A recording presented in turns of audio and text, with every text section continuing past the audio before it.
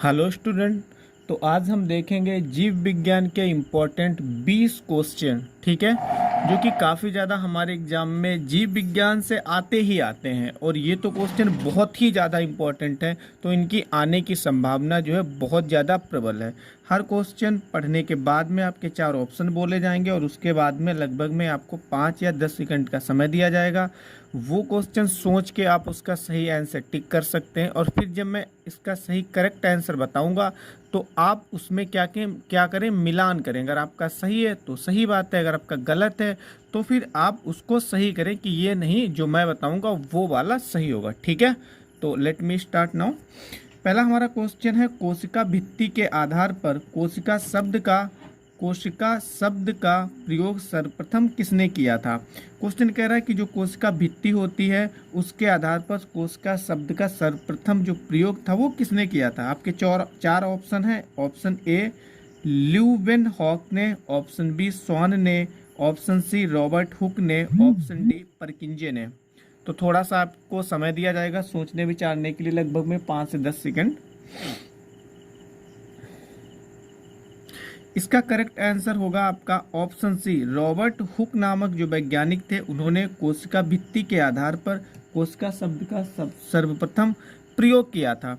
अब चलते हैं क्वेश्चन नंबर 2 की तरफ। क्वेश्चन नंबर 2 है, निम्नलिखित में से कौन जीवन का भौतिक आधार है। Option A ribosome, option B mitochondria, option C केंद्रक एंड ऑप्शन डी प्रोटोप्लाज्म।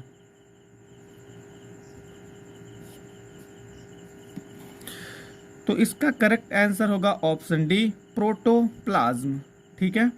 फिर क्वेश्चन नंबर 3, क्योंकि हम एक्सप्लेन करेंगे तो हम 20 क्वेश्चन नहीं कर पाएंगे। अगर एक्सप्लेन हम कर देंगे 20 क्वेश्चन को तो कम से कम चाहिए होगा 40 मिनट, क्योंकि 40 मिनट का वीडियो ना तो कोई देखेगा और ना ही अपलोड भी हो सकता है 40 मिनट का वीडियो, ठीक है।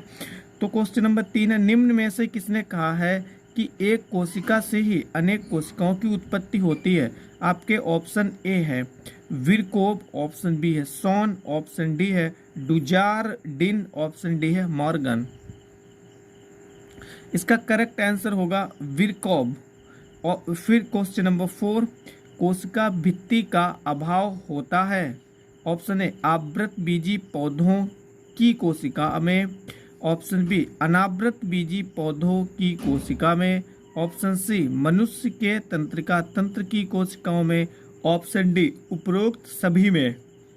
इसका करेक्ट आंसर जल्दी आपको फाइंड आउट करना है और फिर उसमें टिक भी लगाना है अपनी कॉपी पर। इसका करेक्ट आंसर होगा मनुष्य के तंत्रिका तंत्र की कोशिकाओं में कोशिका भित्ति का अभाव होता है। अभाव का मतलब कि इसमें कोशिका भित्ति जो है वो नहीं पाई जाती है, ठीक है। किसमें?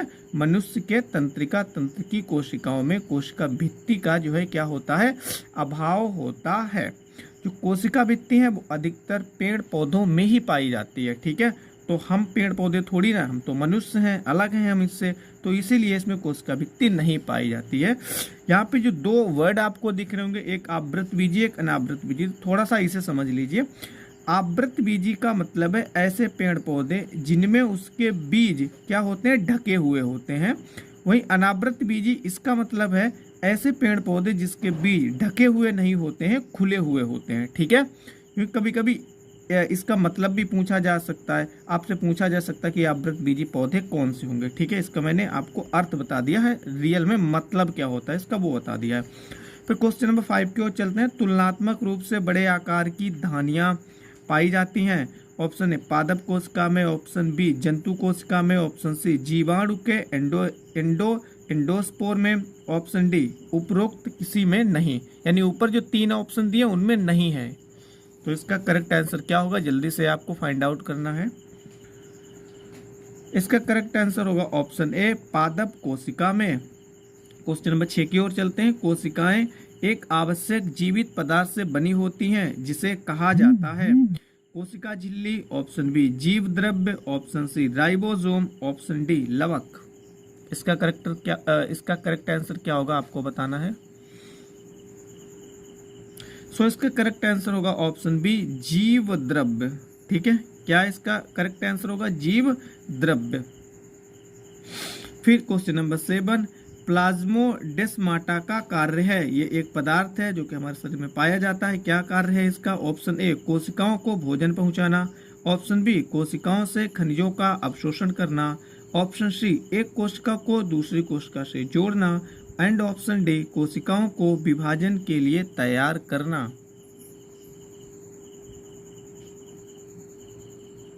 इसका करेक्ट आंसर होगा एक कोशिका को दूसरी कोशिका से जोड़ना। देखो, जहां पे कोशिकाओं में विभाजन होगा तो वो हमारे शरीर के लिए हानिकारक ही होता है। ठीक है, जैसे कैंसर है तो कैंसर का कारण होता है कोशिकाओं का विभाजन। अगर ऐसा हो जाएगा तो वो हमारे शरीर के लिए क्या हो सकता है? हानिकारक हो सकता है।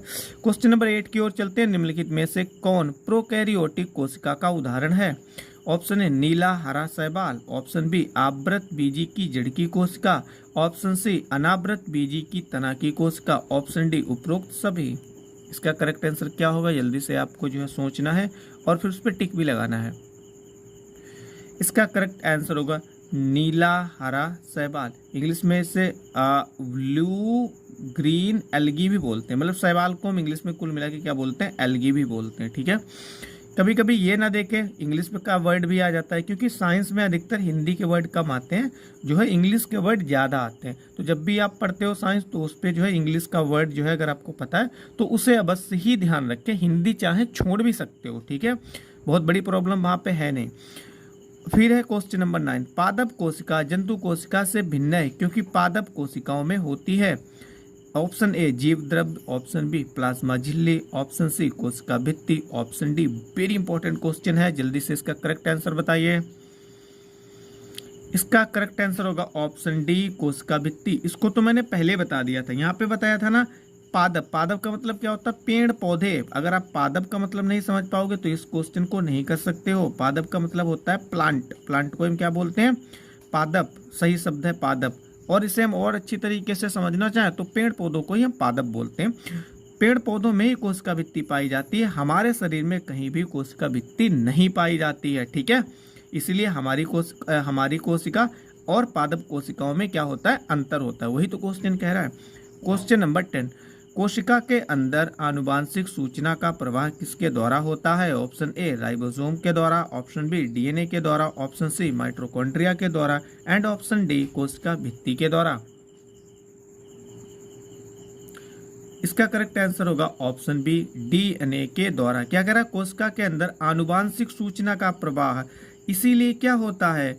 जब कई बार आपने पेपर में या फिर न्यूज में, सोशल मीडिया में पढ़ा होगा कि जो लोग हैं उनका डीएनए टेस्ट होता है। जैसे मान लो कोई ऐसा व्यक्ति है जिस पे रेप का आरोप लग रहा है तो उसका डीएनए टेस्ट होता है, फिर उससे मैच किया जाता है कि क्या उसने जो है रेप किया है या नहीं, इसीलिए डीएनए टेस्ट होता है। ठीक है, आपने सुना भी होगा। क्वेश्चन नंबर 11 की ओर चलते हैं। एक मानव के केंद्र की कोशिका में गुणसूत्रों की संख्या कितनी होती है? Option A 1, option B 23, option C 44, option D 46। इसका करेक्ट आंसर जल्दी से आपको बताना है। इसका करेक्ट आंसर होगा ऑप्शन डी। देखो, यहाँ पे आपको समझना बहुत जरूरी है। गुणसूत्र, टोटल में गुणसूत्र पूछे तो 46, अगर गुणसूत्र के जोड़े पूछे तो भाई 46 है, जोड़े का मतलब होता है 2, तो मतलब 46 को 2 से भाग करेंगे तो कितना आएगा? 23। तब 23 आंसर होगा जब वो गुणसूत्र के जोड़े पूछे।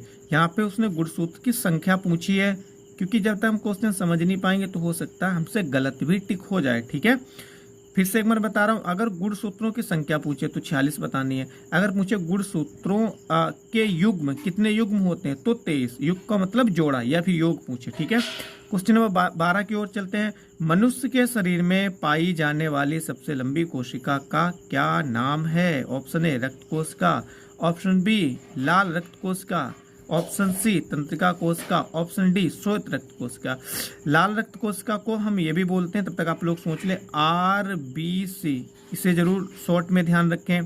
श्वेत रक्त कोशिका को क्या बोलते हैं? WBC। ठीक है, इसे भी जरूर शॉर्ट में ध्यान रखें, क्योंकि कभी कभी ये लाल रक्त कोशिका के स्थान पे वो RBC दे सकता है, श्वेत रक्त कोशिका के आधार पर के स्थान पर वो WBC भी दे सकता है हमारे क्वेश्चन में, तो वहां पे हमें अलर्ट रहने की आवश्यकता पड़ेगी। ठीक है, तो इसका करेक्ट आंसर होगा तंत्रिका कोशिका। ये मनुष्य के शरीर की सबसे लंबी कोशिका होती है। और ओवरऑल पूछे कि किसकी कोशिका सबसे लंबी होती है, तो शुतुरमुर्ग की अंडे की। ठीक है। क्वेश्चन नंबर 13, निम्नलिखित में से सूक्ष्मतम कोशिका है। सूक्ष्मतम का मतलब सबसे छोटी कोशिका है। नंबर ऑप्शन ए क्लोस्ट्रिडियम जीवाणु की, ऑप्शन बी हरित शैवाल की कोशिका, ऑप्शन सी माइकोप्लाज्मा की कोशिका, ऑप्शन डी शुतुरमुर्ग के अंडे की कोशिका। करेक्ट आंसर आपको बताना है जल्दी से। तो इसका करेक्ट आंसर होगा माइकोप्लाज्म। बहुत इंपॉर्टेंट क्वेश्चन है ये, इतना ज़्यादा इंपॉर्टेंट है, बहुत ज़्यादा। एक तो ये और एक सबसे बड़ा वाला, जो मतलब सबसे बड़ी कोशिका किसकी होती है, ये भी मानव के शरीर क्या पूछे तो ये भी बहुत इंपॉर्टेंट है। तो इसका करेक्ट आंसर क्या होगा, माइकोप्लाज्मा। जो शुतुरमुर्ग के अंडे की कोशिका होती है ये सबसे बड़ी कोशिका होती है। ठीक है, क्या होगी ये, सबसे बड़ी कोशिका होगी। वही अगर मानव के शरीर की सबसे बड़ी कोशिका पूछे तो सबसे लंबी कोशिका तो क्या होगा, तंत्रिका कोशिका। ठीक है, इनमें भाई डिफरेंस समझना बहुत जरूरी है। अगर डिफरेंस नहीं समझोगे तो आपको लगेगा ये सब एक ही है, बल्कि एक नहीं है, क्वेश्चन जो है अलग अलग है।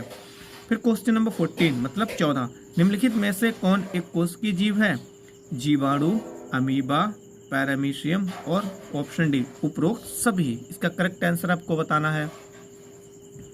इसका करेक्ट आंसर होगा ऑप्शन डी उपरोक्त सभी, यानी अमीबा भी एक कोश की है, पैरामीशियम भी एक कोश की है। ऐसे एक शब्द आता है युगलिना, तो युगलिना भी एक जीवाणु है, वो भी एक कोश की है। और जो भी जीवाणु होते हैं तो वो क्या होते हैं, वो एक कोशिकी के अंतर्गत ही आते हैं।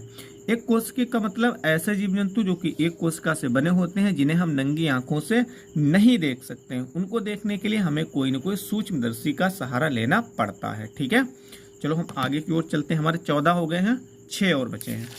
ठीक है, क्वेश्चन नंबर 15 है हमारा, बहुकोशिकीय के शरीर में पाई जाने वाली कोशिकाओं की आकृति हो सकती है वर्तुलाकार, ऑप्शन ए है, ऑप्शन बी घनाकार, ऑप्शन सी स्तंभाकार, ऑप्शन डी उपरोक्त सभी। इसका करेक्ट आंसर क्या होगा, जल्दी से बताएं। इसका करेक्ट आंसर होगा उपरोक्त सभी, यानी जो बहुकोशिकीय जीव होते हैं, बहुकोशिकीय का मतलब ऐसे जीव जो कि एक से अधिक कोशिकाओं से बने होते हैं, जिन्हें हम नंगी आंखों से आसानी के साथ में देख सकते हैं, जैसे कुत्ता, हम का मतलब मनुष्य, और उसके बाद में हाथी, शेर, गाय, ये सब क्या है, सब बहुकोशिकीय जीव हैं। तो इनके अंदर कह रहा है कि जो कोशिकाएं बनी होगी उसकी आकृति कैसी होगी, तो हर तरीके की हो सकती है। घनाकार हो सकती है, स्तंभाकार, स्तंभाकार का मतलब लंबी लंबी, भाई स्तंभ का मतलब खंबा होता है, खंबा लंबा लंबा ही तो होता है। फिर वर्तुलाकार, तो ये इन सभी प्रकार की क्या हो सकती है, इनमें कोशिकाएं हो सकती हैं। फिर क्वेश्चन नंबर 16 यानी 16, कोशिका का पावर हाउस कहलाता है, बहुत important, very important. Option A केंद्रक, option B mitochondria, option C हरित लवक, ऑप्शन डी राइबोसोम। इसका करेक्ट आंसर क्या होगा, तो इसका करेक्ट आंसर होगा माइटोकॉन्ड्रिया। ये इतना इंपॉर्टेंट है, बहुत बार पूछा गया, ये रिपीट होता है क्वेश्चन, ये तो बहुत बार रिपीट होने वाला क्वेश्चन है। क्वेश्चन नंबर 17 यानी 17, कोशिका रस होती है कोशिका से, निस्राव से, ऑप्शन बी कोशिका द्रव्य में घुले हुए कार्बनिक पदार्थ से, ऑप्शन सी रसधानी में खनिज एवं कार्बनिक पदार्थों का पतला घोल, ऑप्शन डी पादप द्वारा मृदा से अवशोषित पानी में खनिजों का पतला घोल। करेक्ट आंसर जल्दी से इसका सिलेक्ट करें आप। तो इसका करेक्ट आंसर होगा रसधानी में खनिज एवं कार्बनिक पदार्थों का पतला घोल। ठीक है, क्वेश्चन नंबर 18 है, निम्नलिखित में से ग्रेनम किसका घटक है, option A ribosome, option B Golgi body का, ऑप्शन सी हरित लवक का, ऑप्शन डी माइटोकॉन्ड्रिया का। इसका करेक्ट आंसर होगा हरित लवक का, और इसको इंग्लिश में हम क्लोरोप्लास्ट भी बोलते हैं। ध्यान रखें, जो पेड़ों की पत्तियां होती हैं उसमें ये लवक जो है पाया जाता है, कौन सा, हरित लवक, और इंग्लिश में अगर बोले तो क्लोरोप्लास्ट। ठीक है, ये चीज इसमें क्या है, पाई जाती है पत्तियों में। फिर क्वेश्चन नंबर 19, अगुणित गुणसूत्र संख्या नहीं होती, ऑप्शन ए शुक्राणु में, ऑप्शन बी प्राथमिक शुक्र कोशिकाओं में, ऑप्शन सी शुक्राणु पूर्व तथा शुक्राणु में, ऑप्शन डी उपरोक्त सभी में। इसका करेक्ट आंसर क्या होगा, जल्दी से बताना है आपको। इसका करेक्ट आंसर होगा ऑप्शन बी प्राथमिक शुक्र कोशिकाओं में। क्वेश्चन नंबर लास्ट यानी कि 20, क्योंकि आज हमें 20 ही देखने हैं। जिस कोशिका का अर्धसूत्री विभाजन होता है उसे कहा जाता है, ऑप्शन ए अंडक, ऑप्शन बी मायो बीजाणु, ऑप्शन सी जनन कोशिका, ऑप्शन डी अर्धसूत्री कोशिका। तो इसका करेक्ट आंसर क्या होगा? इसका करेक्ट आंसर होगा ऑप्शन डी, अर्धसूत्री कोशिका। तो फ्रेंड्स ये थे विज्ञान के, जीव विज्ञान के इंपॉर्टेंट 20 क्वेश्चन, जिसमें से कुछ क्वेश्चन तो ऐसे हैं जो बार बार रिपीट होते हैं, उन्हें आपको जरूर ही, जिन्हें मैंने बताया उन्हें आपको जरूर ही याद करना है, ठीक है, क्योंकि इनके बहुत ज़्यादा चांस है कि ये हमारे एग्जाम में क्या हो, आ जाए। तो वीडियो को ऐसे ही देखते रहें, आप पढ़ते रहें, बढ़ते रहें, मस्त रहें। धन्यवाद।